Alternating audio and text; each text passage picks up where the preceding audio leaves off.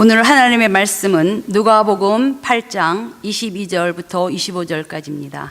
제가 봉독해 드리겠습니다. 하루는 제자들과 함께 배에 오르사 그들에게 이르시되 호수 저편으로 건너가자 하시매 이에 떠나 행선할 때 예수께서 잠이 드셨더니 마침 광풍이 호수로 내리치매 배에 물이 가득하게 되어 위태한지라.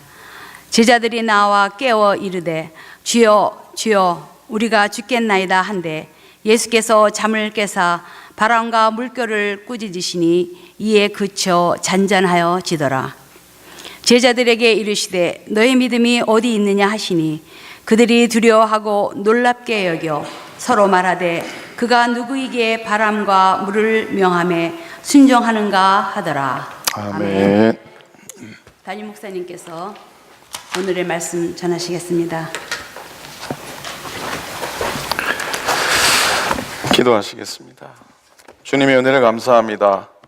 예배하며 말씀으로 나아가는 길 하나님이 지켜주시고 말씀을 전하는 입술이나 말씀을 듣는 귀나 서로 은혜되는 시간 될 수 있도록 인도하여 주시옵소서.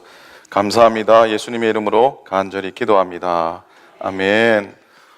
오늘도 예배 가운데 함께 하신 여러분들을 주님의 이름으로 환영합니다. 그리고 귀한 찬양 고맙습니다. 찬양 드리면서 이런 생각했습니다. 저렇게 부르는 찬양대가 있는 교회에서 목회하고 싶었지, 네 소원 이루었지, 그런 생각이 들었습니다. 고맙습니다. 오늘은 이런 인사를 서로 한번 나누고 싶습니다. 옆에 이게 쉽지 않은데 옆에 계신 분 가까이 있으면 지그시 한번 쳐다봐 주시고요. 쳐다보기 힘들면 째려보기라 하시고 그렇게 하면 인사합니다. 고맙습니다. 자, 다시요. 고맙습니다. 그리고 미안합니다. 그리고 마지막으로 사랑합니다. 예, 저랑 한번 같이 하십시다. 저랑 같이 제일 먼저 뭐라고요? 고맙습니다. 그 다음에는 미안합니다. 그 다음에는 사랑합니다. 예, 교회 안에서 우리 삶 속에서 가정에서든지 일터에서든지 고맙습니다. 그리고 미안합니다. 그리고 사랑합니다. 이 세 고백이 늘 넘쳐날 수 있기를 간절히 소망합니다. 아멘. 우리가 신앙의 삶을 살아갑니다. 경건의 삶을 살아가는데 신앙의 삶, 경건의 삶을 산다고 하는 것은 자기를 쳐서 복종케 하는 것이죠. 자기를 쳐서 복종시킴으로 하나님의 사람으로 단련되어 가는 과정인 줄로 믿습니다. 뭐라고요? 신앙의 삶, 경건의 삶을 산다는 것은 자기를 쳐서 복종시킴으로 하나님의 사람으로 단련되어 가는 과정이다. 그렇게 우리가 우리의 삶을 살아가면서 반복되어져야 될 경건의 훈련이 있다면 먼저는 그건 기도의 삶입니다. 기도는 믿음의 사람들에게 있어서 영적인 온도계와 같습니다. 요즘은 숫자로 나오지만 옛적 온도계는 어떻습니까? 날씨가 더워지면은 수온주가 어떻게 위로 쭉 올라가고요. 추우면 어떻게 됩니까? 추우면은 그게 쭉 내려오지 않습니까? 우리의 기도가 올라가면 영적인 능력과 수준이 쭉 올라가고요. 그리고 기도가 내려가면 영적인 능력과 우리의 삶의 수준도 내려갈 수밖에 없습니다. 사무엘 선지자가 유명한 고백을 합니다. 기도와 관련된 뭐라고 고백합니까? 나는 기도를 쉬는 죄를 범하지 않겠습니다 라고 고백합니다. 여러분, 나는 기도하기를 쉬는 죄를 범하지 않겠습니다 라고 사무엘이 고백한 이유가 어디 있을까요? 여러분, 성경을 눈 씻고 쳐다봐도 기도를 쉬는 게 죄라고 한 구절은 어디에도 없습니다. 그런 구절이 있으면 찾아오시기 바랍니다. 제가 선물을 하나 드릴게요. 그런 구절은 어디에도 없어요.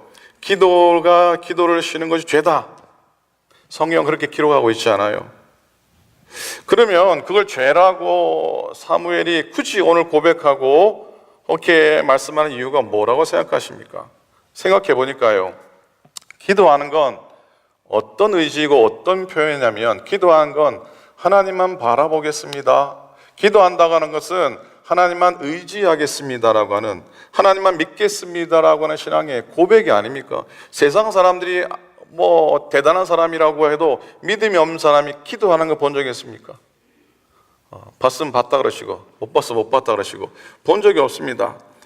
강아지가 가다가 갑자기 엎드려가지고 기도하는 걸 보신 적 있습니까? 없습니다. 하나님을 의지한다고 하는 신앙의 표현이니까 이렇게 생각이 들어요. 기도를 쉰다고 하는 건 하나님 의지하지 않고 다른 것을 믿는다고 하는 삶의 표현이니 그게 죄라고 하는 겁니다. 그게 죄라고 하는 것이죠. 성전 안에서 기도하기를 힘쓰고 성전 밖에서는 기도한 대로 살기를 힘쓰시기를 바랍니다. 기도는 모든 것 중에 가장 쉽지만 가장 어렵습니다. 그리고 가장 단순하지만 가장 숭고합니다. 가장 약해 보이지만 가장 능력 있는 것이 기도인 줄로 믿습니다. 하나님 앞에서 우시고요. 하나님 앞에서 우시고요. 사람들 앞에서 웃으시기를 또한 부탁을 드립니다. 그런 기도의 사람이 되어야 돼요. 기도의 자리가 우리의 인생의 최전방인 거 아시죠?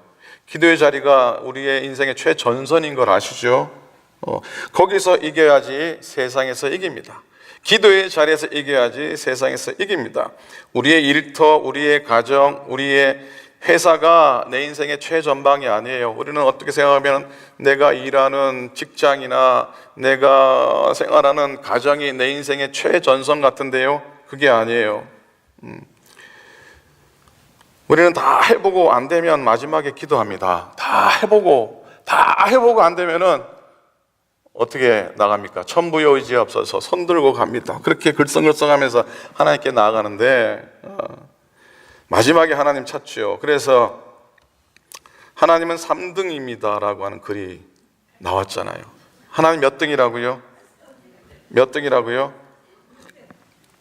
예, 믿음으로 1등이지만 하나님은 3등입니다라고 하는 글이 있어요. 읽어드릴게요.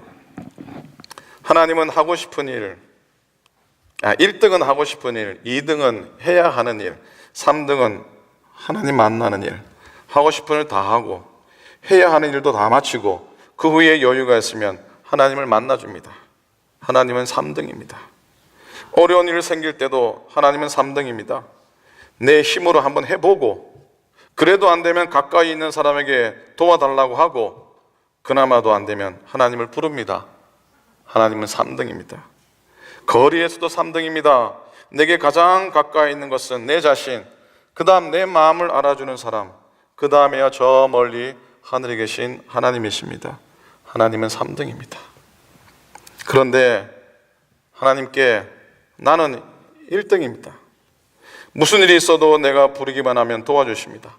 내가 괴로워할 때에는 만사를 제쳐놓고 달려오십니다. 아무도 내 곁에 없다고 생각이 들 때에 홀로 내 곁에 오셔서 나를 위로해 주십니다. 하나님께 나는 언제나 1등입니다. 나도 하나님을 1등으로 생각했으면 좋겠습니다. 만사를 제쳐놓고 만나고 작은 고비 때마다 손을 꼭 잡은 내게 1등으로 가까이 계신 하나님이셨으면 좋겠습니다. 나를 1등 삼으신 하나님을 나도 1등으로 모시고 싶습니다. 그런 글이 있습니다. 마음에 와닿는 글입니다. 여러분, 세 번째로 하나님 3등 만들지 마시고 무슨 형편과 무슨 삶에 있어서도 기도의 자리에 나가는 것이 하나님을 1등으로 모시는 우리의 삶의 표현인 줄로 믿습니다. 아멘. 다시 말씀드립니다. 기도의 자리가 우리 인생의 최전방이고 최전선입니다. 죄송하지만 따라 하시겠습니까? 기도의 자리가 우리 인생의 최전방이요 최전선이다. 거기서 이겨야 세상에서 이깁니다. 출애굽한 후에 이스라엘 백성이 처음으로 아말렉 군대와 전쟁을 하잖아요. 처음으로 나와가지고 이 오합지졸인 이스라엘 백성, 숫자가 많지 어찌 보면은 형편없는 이스라엘 백성, 이스라엘 군대인데 아말렉과의 첫 번째 군대 전쟁에 치르게 되는데 그때 여호수아는 어떻게 합니까? 군대를 이끌고 군사를 이끌고 전쟁터로 나갑니다. 그때요 모세는 어떻게? 누구를 데리고 갑니까? 모세는 아론과 훌을 데리고 어디로 갑니까? 어디로 갑니까? 산으로 가요. 산으로 뭐 하러 갑니까?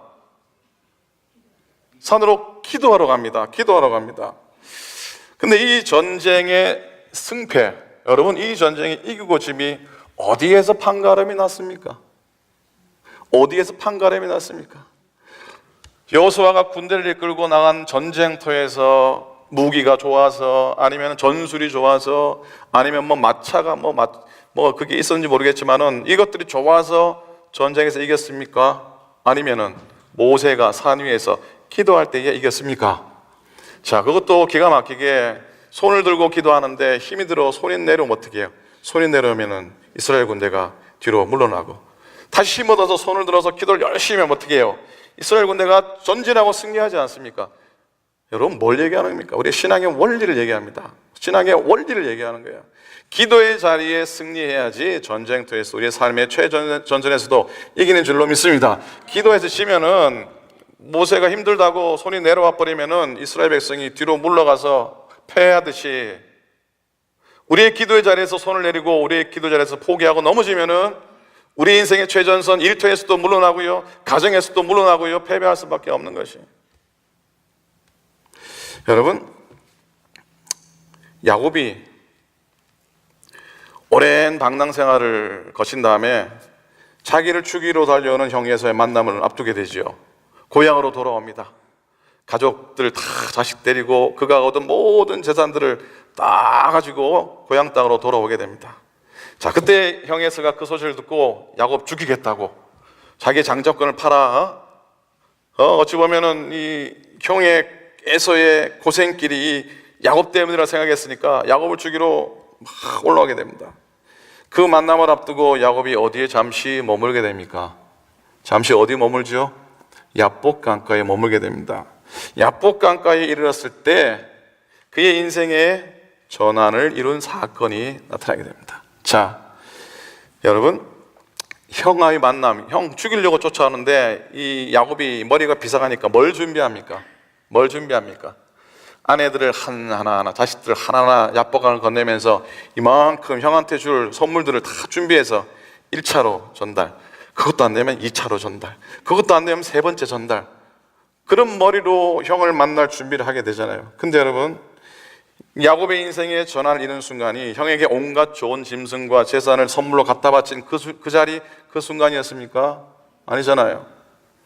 야곱이 야복 강가에서 하나님과 외로이 씨름하던, 야복 강가에서 그야말로 목숨을 내걸고 주의 천사와 씨름하던 야복 강가의 기도의 순간이 아니었습니까?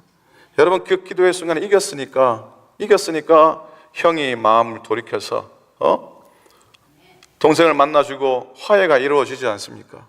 야곱도 머리가 비상하죠. 형을 만나가지고 무슨 인사를 합니까? 유명한 인사 아닙니까? 형님의 얼굴을 보니까 하나님의 얼굴을 보는 것 같습니다. 이 야곱 대단한 사람입니다. 대단한 사람이에요. 기도를 열심히 준비했지만 형 보자마자 무릎 꿇고 형님의 얼굴을 보니까 하나님의 얼굴을 보는 것 같습니다. 여러분의 얼굴을 보니까 하나님의 얼굴을 보는 것 같습니다. 아부를 좀 하고 말씀을 드리고 싶습니다. 그런 위기를 극복하게 된 것이 선물이 좋아서였을까요? 그 인사말 때문이었을까요? 저는 아니라고 생각합니다. 야복 강가에서 밤새도록 환도뼈가 부러져가는 고통 가운데서도 주의 천사를 꼭 붙잡고 살려달라고 기도했던 이 야곱, 결국은 어떻게 됩니까? 하나님과 겨루어 이긴 자가 되잖아요. 그 야복 강가의 기도의 자리에서 이겼으니 야곱의 인생도 이긴 것 아니겠습니까? 그 절정의 순간을 성경은 표현하고 있는데 창세기 32장 31절에 그가 분이엘을 지날 때에 해가 돋았고 그랬어요.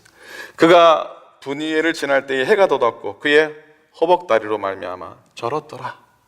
쩔뚝쩔뚝 걸어가지만 그러나 그의 가운데 하나님의 은혜의 빛이 비춰지는 그런 정말로 이 역설적인 모습이지만 그 가운데서 행하신 하나님의 놀라운 일들을 보여주는 듯합니다.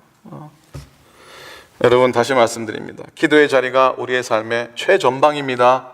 아멘입니까? 기도의 자리에서 이기셔야 돼요.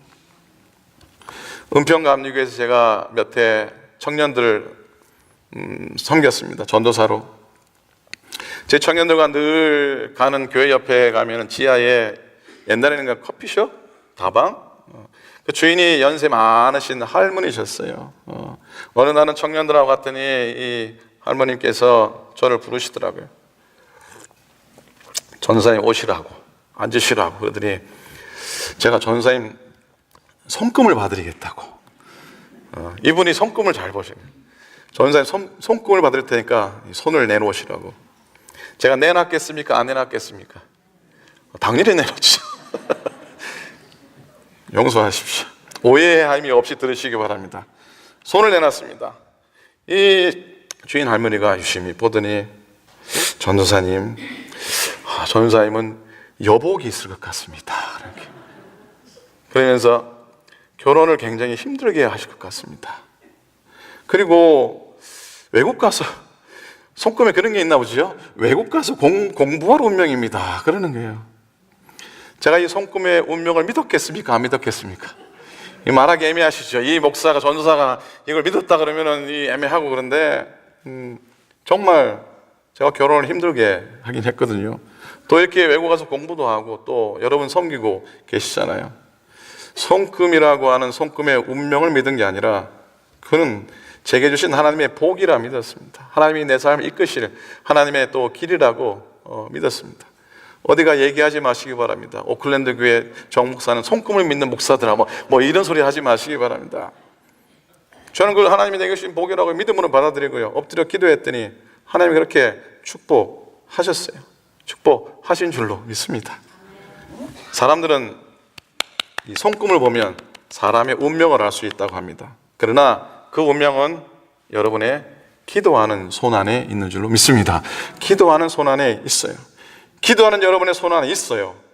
여러분이 그 운명을 쥐고 계십니다. 기도하면은 여러분의 영적인 하나님의 이끄심이 우리의 삶 속에 그대로 나타나게 될 줄로 믿습니다. 기도하셔야 돼요. 두 번째로 우리가 온전케 되는 것을 도와주는 것은 하나님의 말씀의 지식입니다. 교회에서는 이적보다 말씀이 앞서야 합니다. 교회에서는 이적보다도 기적보다도 말씀이 앞서야 돼요. 사도행전 20장에 보면은 사도 바울이 드로아에서 말씀을 전합니다. 밤중까지 아마 모든 교우들이 은혜를 사모해서 밤중까지 바울이 강론을 하게 됩니다. 그때 이 바울의 강론을 듣다가 윗다락에서 땅으로 창에 걸터 앉아 있던 한 청년이 있었습니다. 청년의 이름이 뭡니까? 유도고라는 사람이죠. 유도고라는 이 친구가 얼마나 피곤했는지 아니면 촛불을 켜고 있었으니까 아마 뜨거운 열기가 위로 올라가서 그런지 졸다가 어떻게 했어요? 졸다가 떨어져 죽습니다. 죽었어요. 죽는 일이 발생합니다. 아이고야, 이런 일이 있어요. 그때 바울이 내려가서 유두고의 시신 위에 엎드려 그의 몸을 안습니다. 그리고 하시는 말씀이 떠들지 말라. 생명이 저에게 있다라고 말씀하세요. 자, 이 말은 하나님의 은혜를 통해서 생명이 그에게 회복되었다는 의미가 아니겠습니까? 교회의 처소가 어찌 보면 자칫 장례식이 될 뻔했는데 이 사건 때문에 교회는 오히려 큰 위로를 받습니다. 그리고 큰 위로의 복을 누리게 됐던 겁니다. 그런데요, 그보다 더 놀라운 일이 뭐냐면, 놀라운 일은 유두고가 죽었다가 다시 살아났어요. 그렇죠? 이게 보통 기적입니까? 아닙니까? 용서하십시오. 제가 여기서 말씀 전하는데 누가 졸다가 떨어졌어요. 제가 가지고 떠들지 말라, 그에게 생명이 있다 그러고 살려냈어요. 그러면 어떻게 됩니까? 그럼 게임 끝났어요. 그냥 게임 끝났어요. 설교 안 들어도 돼요. 게임 끝났어요. 그리고 나가서 막 소문 내고 그러면은 이 자리가 가득 차겠죠. 아멘이죠. 오클랜드 교회 정 목사가 죽은 사람 살렸더라 그러면은 가득 차지 않겠습니까? 아닙니까? 그런데요, 성경에 보면은 그렇지 않아요. 다시 살아나는 엄청난 사건이 있었음에도 불구하고 바울의 강론은 계속됩니다. 부흥회 같으면은 죽은 사람은 살아나고 병자가 고쳤으면 그걸로 끝나고 여러분 가십시오. 뭐 더 이상 할 필요가 없지 않습니까? 맞춰도 돼요. 그런데 이 놀라운 기적의 사건마저도 바울의 강론을 중단시키지 못합니다. 밤새 말씀이 이어져요. 교회는 이적보다 말씀이 앞선다는 사실입니다. 앞서야 한다는 사실입니다. 말씀은 교회를 생명으로 되돌려 놓습니다. 그리고 교회는 그 말씀으로 진정한 위로를 받게 됩니다. 드로아 교회는 유두고가 죽었다가 다시 살아난 사건 때문이라기보다도 사도 바울의 말씀의 강론에서 진정한 생명을 발견하게 되었습니다. 우리 흔히 이런 얘기 하잖아요. 좌청령 우백호 하는데 신앙인한테는 좌청령 우백호가 아니라 뭐겠습니까? 좌기도하고 우말씀 해야 될 줄로 믿습니다. 좌기도하고 우말씀하는 우리의 신앙의 삶이 되기를 소망합니다. 하나 더 더하면요, 성령의 충만한 삶의 독특한 특징 중에 하나는 마음의 노래를 갖게 된다는 것입니다. 뭘 갖게 된다고요? 마음의 노래를 갖게 된다는 거예요. 여러분이 성령 충만한다면 그걸 알 수 있어요. 우리는 성령 충만한 사람과 그렇지 못한 사람의 차이가 있어요. 어떻게 알 수 있냐면요, 만약 은혜가 충만하고 성령이 충만하면 여러분의 마음에 노래가 있습니다. 노래가 있어요. 이게 뭐 겉으로 나와야지 노래는 아니에요. 우리 마음속에 늘 기쁨이 있다고 하는 사실이죠. 그 기쁨으로 하나님 바라보며 설 수 있기를 간절히 축복합니다. 여러분, 기도와 말씀과 찬양 가운데 우리가 온전히 하나님께 예배하고 어떤 상황 속에서도 주님만을 바라볼 수 있기를 간절히 축복합니다. 2000년 교회 역사를 버티어온 힘이 어디 있었습니까? 기도와 말씀과 찬양 아니겠습니까? 동의하십니까? 104년, 오클랜드 교회 104년 맞습니까? 제가 예습을 잘못해가지고 혹시나 104년, 오클랜드 교회 104년의 역사를 버티어온 힘이 어디 있다고 생각하십니까? 어디 있다고 생각하십니까? 기도와 말씀과 찬양이 있지 않습니까? 다른 뭐 대단하고 특별한 것이 있었던가요? 기도와 말씀과 찬양, 거기에는 영혼의 회복이 있고요, 삶의 온전함과 충만함이 있는 줄로 믿습니다. 우리가 아직 가진 것이 넉넉하지 못해도요, 자유롭게 살았으면 좋겠습니다. 그리고 은혜 받은 바대로 우리 삶 속에 풍성히 누림받고 삶이 회복되어지는 그런 총이 있기를 소망합니다. 누가복음 8장에 하루는 제자들과 함께 배에 오르셨어요, 예수님이. 그리고 이르셨어요. 호수 저편으로 건너가자. 자, 호수 저편으로 건너가자. 여러분, 배는 언제가 제일 안전합니까? 배는 언제 제일 안전합니까? 배는 부두 위에 있을 때 제일 안전합니다. 근데 배가 부두 위에만 있으려고 만들어진 건 아니잖아요. 항해를 떠나야 되잖아요. 그죠? 그런데 23절에 보니 행선할 때 예수께서 잠이 드셨더니 마침 광풍이 호수로 내리치매 배에 물이 가득하게 되어 위태한지라. 예수님께서 건너가자. 그리고 순종해서 건너갔는데 뭘 만납니까? 광풍을 만납니다. 여러분, 이게 신앙의 삶의 평생의 질문입니다. 하나님, 내가 교회 열심히 다니고 신앙생활 열심히 하는데 왜 내 인생에 광풍이 만날 이렇게 물어제치는 겁니까? 우리 평생의 질문이기도 합니다. 그렇지 않은 분은 여기 한 분도 없다라고 저는 확신합니다. 하나님 왜 이렇게 주님과 함께 동행하고 신앙의 삶을 살아가는데 왜 내 인생의 삶에 광풍이 이렇게 날마다 불어제끼는 겁니까? 여러분, 하나님이 약속하신 땅에도 기근이 올까요? 옵니다. 24절에 나오잖아요. 제자들이 나와 깨워 이르되 주여 주여 따라하십시다. 우리가 죽겠나이다. 우리 인생의 절규입니다. 하나님 죽겠습니다. 하나님 죽겠습니다. 하나님 죽을 것 같습니다. 이런 거야. 여러분, 인생의 겨울을 만날 때 신앙의 겨울을 만날 때입니다. 누구나 다 만납니다. 이럴 때 이런 고백을 한번 하십시다. 사도 바울의 고백을 하기 원합니다. 디모데전서 4장 4절부터 5절까지 말씀인데, 하나님께서 지으신 모든 것이 선함에 감사함으로 받으면 버릴 것이 없나니 하나님의 말씀과 기도로 거룩하여짐이라 했어요. 한번 따라 하시겠습니까? 하나님께서 지으신 모든 것이 선함에 감사함으로 받으면 버릴 것이 없다. 하나님의 말씀과 기도로 거룩하여짐이라. 아멘입니까? 옛날에 오래적 우리 믿음의 어르신들이 불렀던 찬양이 하나 기억이 납니다. 여러분, 이 찬양을 들어보신 분이 계신지 모르겠어요. 감사 감사 예수, 감사 감사 예수, 감사 감사 예수 내 맘에. 이런 가사 생각나세요? 감사 감사 예수, 감사 감사 예수, 감사 감사 예수 내 맘에. 감사 감사 예수, 감사 감사 예수, 감사 감사 예수 내 맘에. 우리 권사님이 신나는지 앞에 주의라고 했어요. 이 조목사가 박자를 제대로 맞추나 안 맞추나 이게 하시는데, 이 찬양 들어보신 분 계십니까?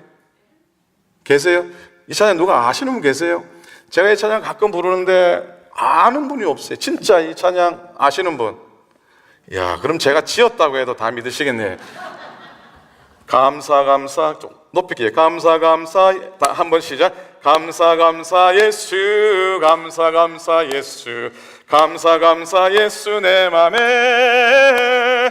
감사 감사 예수, 감사 감사 예수, 감사 예수님. 다 갖다 붙여야겠지. 은혜 예수, 은혜 예수, 은혜 예수, 은혜 예수 내 맘에. 은혜 예수, 은혜 예수, 은혜 예수 내 맘에. 할렐루야 예수, 할렐루야 예수, 할렐루야 예수, 할렐루야 예수 내 맘에. 할렐루야 예수, 할렐루야 예수, 할렐루야 예수 내 맘에.